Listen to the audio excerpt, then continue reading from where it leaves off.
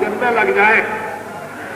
और जब भगवान के भजन में हिंदू मुसलमान और ईसाई बैठ जाएंगे तो आसमानी आवाजों को, कलमा और आयतों को सुनने लगेंगे, भगवान की वेदवाणी, आकाशवाणी सुनाई देने लगेगी और ये रूह और जीवात्मा इसका ये दरवाजा खुल जाएगा और यही से स्वर्ग और वैकुंठ बहिष्ठों में जाने लगेगी। ऐसा युग और जमाना हम लोगों के लिए बदल कर आ जाए। हमने जो आपसे प्रतिज्ञा की है उसमें कोई इधर उधर होने वाली बात नहीं। जो यहाँ आएगा उसके कष्टों में बहुत बड़ी ढील, बहुत बड़ी रियायत, बहुत बड़ी कमी यहाँ पर हो जाएगी। जितने लोग आ रहे खूब समझ रहे हैं और खूब अच्छी तरह से समझ चुके हैं कि उनको क्या लाभ, उनको क्या आराम, उनको क्या फायदा शारीरिक, परिवार का, घर का और देश का, सामान का और अपनी आत्मा का, अपने विचारों का हो रहा है। सब तरह से लाभ ही लाभ है। देशवासी खूब अच्छी तरह से दूर तक हम सब लोग मिलजुल करके समझे और जब तक नहीं समझेंगे तभी तक बोलते रहेंगे। आपको ये अवसर और मौका सबको दिया गया है कि आप इधर आकर के इन सभी बातों को, ये सच्चा मानो, बात मानो, ये समाजवाद मानो, ये धर्म और कर्मवाद है, इसमें कोई भेदभाव किसी के साथ नहीं। न हम मुसलमान हिंदू बनाते हैं, न हिंदुओं को मुसलमान, न मुसलमान हिंदुओं को ईसाई। अपनी अपनी जगह पर मनुष्य बन जाओ, इंसान बन जाओ, आदमी बन जाओ।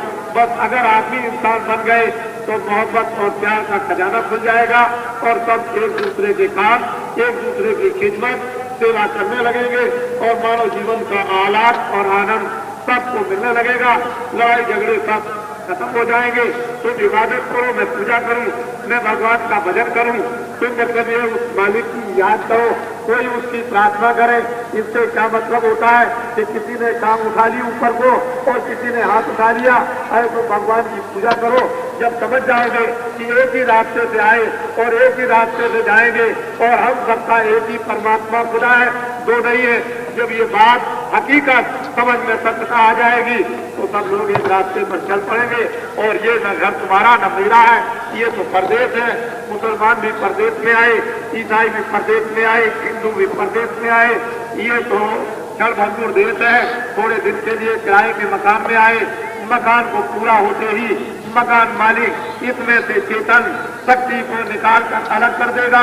ये सत्ता जो जिस्म है, शरीर है, बॉडी है, ये तो बराबर कहीं जलाई जाती, गाड़ी जाती है या कहीं कुछ कर दिया जाता, ये तो नष्ट होती चली जा रही, इसका कोई भी अस्तित्व नहीं है। इसमें रहने वाली चीज उसको जानने की जरूरत है कि वो कहाँ से आई, कहाँ उसको जाना है। इसी की खोज के लिए बड़े बड़े फकीर और महात्माएं जो भूले हुए लोगों को उन्होंने एक राह दिखाई, रास्ता दिखाया, रूहों को जगाया और फिर वो उन्होंने वास्तव में जो सच्चा इल्म था, सच्चा ज्ञान था वो दिया और ये रूहें जीवात्माएं अपने वापिस वतन में, अपने वापिस घर में, अपने लोक में जाकर आराम से जिंदगी, वो जिंदगी जो सुख की जिंदगी, वो जिंदगी जो अपने गिजा की, अपने भोजन की जिंदगी वहां बिताने लगी।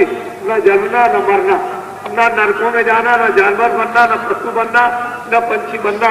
इस तरह के जीवन महात्माओं के द्वारा हम लोगों ने बना लिया था, लेकिन अब इन दिनों में सब राजनीति लोगों में आ गई। राजनीति एक वैश्या है जो हमेशा धोखा देती है। राजनीति वैश्या का काम, जब तक पैसा मिलेगा तब तक मोहब्बत और प्यार, और पैसा मिलना बंद हो गया तो वैश्या चुपके बाकी है। इसलिए आप इससे उपराम हो और सब चीज को एक पहले समझ लो कि वैश्या क्या चीज है और वीरता क्या है और पति किसको कहते हैं और देवी किसको कहते हैं और लक्ष्मी किसको कहते हैं। अगर वास्तव में वीर बात आपने समझ ली तो अपनी जगह पर आ जाओगे। वैश्या वृत्ति जो इंद्रियों की गुलामी की है, इंद्रियों के वशीभूत, उसको आप छोड़ दीजिए और वीर बन जाइए, आप देवी बन जाइए, आप लक्ष्मी बन जाइए। तो हमेशा जगत में वीरों की, धर्मात्माओं की और देवियों की और लक्ष्मियों की हमेशा पूजा होती रही। नहीं तो वैश्या की पूजा तो न कभी हुई और न कभी होगी। आज कोई जाएगा, दूसरा कोई आएगा, तीसरा कोई जाएगा, चौथा कोई आ जाएगा। इस तरफ क्या विश्वास और क्या यकीन किया जाए? यकीन और विश्वास उन महात्मा और भगवान पर करो तो काम बन जाएगा। आज सीधी सादी बात, भजन और ध्यान में लगे रहो, काम करते रहो, भजन और ध्यान का। खेती करो, दुकान करो, नौकरी करो, कोई भी काम करो, लेकिन जीवन अब बदले। कितने लोगों का बदल गया और देख रहे हैं सबके साथ अच्छी तरह से इस मैदान में आकर अनुभव कर रहे हैं। इसी अनुभव ने तो इतने लोगों को चकाचौंध कर दिया। अगर ये बदले हुए ना होते तो इस जमीन में कौन आता है? आप तो 2 आदमियों को बस में नहीं कर सकते हो, इतना बड़ा इंतजाम जो आप देखते हो, और एकदम आदमी से आदमी सट करके चलता है। लेकिन सांप पतंगे जब लाइट आती है तो सब के सब उसके ऊपर निछावर हो जाते हैं और अपनी अपनी सीमा में सब लोग तन्मय होकर के अपने आप को कुर्बान हो जाते हैं। तो ये समझते हैं कि ये क्या हो रहा, मेरी समझ में कुछ नहीं आता। 2-4 दिन यदि आप भी रहो तो आपको भी दीवाना बना दिया जाए, और अगर दीवाना न बना दिया, दीवाना आप न बन गए और न आप नाचने लगे तो ये जलवा बेकार, ये जलवा ही बेकार का है। आप भी दीवाने और आप भी नाचने लगोगे, और ये तो वो परमाने हैं जो उस पर आशिक हो गए, और आपको भी ऐसा परमाना बना देंगे कि आप भी आशिक हो जाओगे और आपको भी कोई कुछ नहीं रहेगा। आपको ये मालूम नहीं है कि बाबा जी के हाथ में क्या है। ये वैसे तो बिल्कुल खाली दिखाई देता, लेकिन आपको ये पता नहीं है कि हाथ में क्या चीज है। ये कुछ नहीं, पर जिसके हाथ पड़ जाता है उसी को पता चलता है, उसी को अनुभव होता है।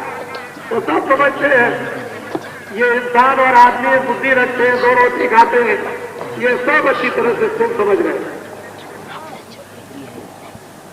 अब 2 दिन रह गए, आज 23 तारीख समाप्त हो रही, 12 बजे समाप्त हो जाएगी, 24 और 25 ये 2 दिन का कार्यक्रम और है। हम काशी वासियों से अनुरोध करेंगे, प्रार्थना करेंगे, विद्वानों से, स्कूलों के आचार्यों से, बच्चों से, कि वो कल तो कम से कम इसमें भाग ले लें, ताकि आप भी बच्चों की स्वागत तैयारियों के हिस्सेदार बन जाए। नहीं पीछे आप ये कहोगे कि काशी के किनारे पर ऐसी दौलत काशी विश्वनाथ बंगोले ने लुटाई और हम न ले सके, तो ये पश्चाताप मत रखो। दरिया गहरा है और वहां खूब अच्छी तरह से स्नान करना। ये संदेश है परमपिता परमात्मा का, उस खुदा का। कोई हमारा नहीं, हम तो एक आदमी है, एक इंसान है। आपकी तरह से हमने न कभी फकीर कहा और न हमने कभी महात्मा कहा, न कभी भगवान कहा। हम वही आदमी है जिस तरह से निमंत्रण पर और जगह लोग बुलाते हैं। 75 में 23 जनवरी को मुझे कानपुर के फूलबाग के मैदान में बुलाया था। हम नहीं जानते हैं कि क्या प्रोपेगेंडा किया था, हमको इसका पहले कोई पता भी नहीं था। लेकिन यह है कि वो प्रोपेगेंडे तो उस समय पर सबके लिए हो रहे थे।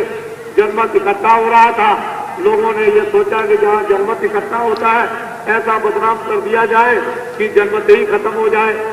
लेकिन वो तो लोग सोच थे, पक्के थे, मजबूत थे, समझते थे, जान चुके थे बाबा जी का नाम और बाबा जी का आश्रम और बाबा जी का काम।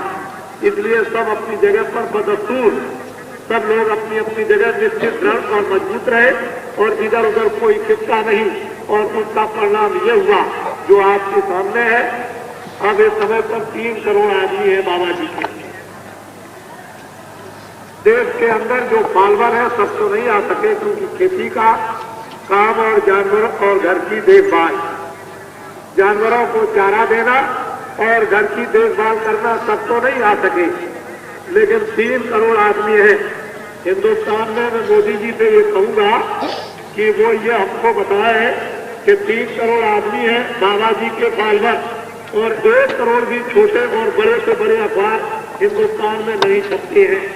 अगर 3 करोड़ आदमियों से आज कह दिया जाए कि अखबार खरीदो और फाड़ो तो किसके हाथ में पड़ेंगे?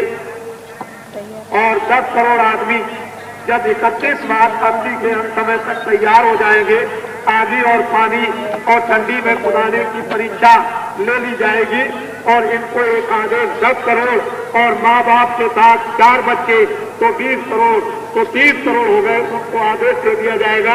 तो इस देश का खतर और हतर क्या होगा? कभी आपने ये बात कभी दिल और दिमाग में सोची है?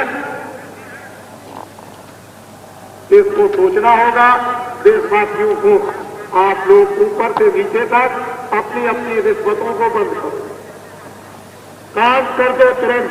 वो आपको 100 दे दे, 1000 दे दे और 5 दे दे, अपनी खुशी से सबको दे लो। इस तरह से आदत बदलो, लेकिन ये नहीं कि दफ्तर का काम रोक लिया, उसका काम 2 घंटे का, उसको आपने 6 महीने रोक रखा है, तो इसलिए कि हमको इतना रिश्वत मिल जाए। तो ये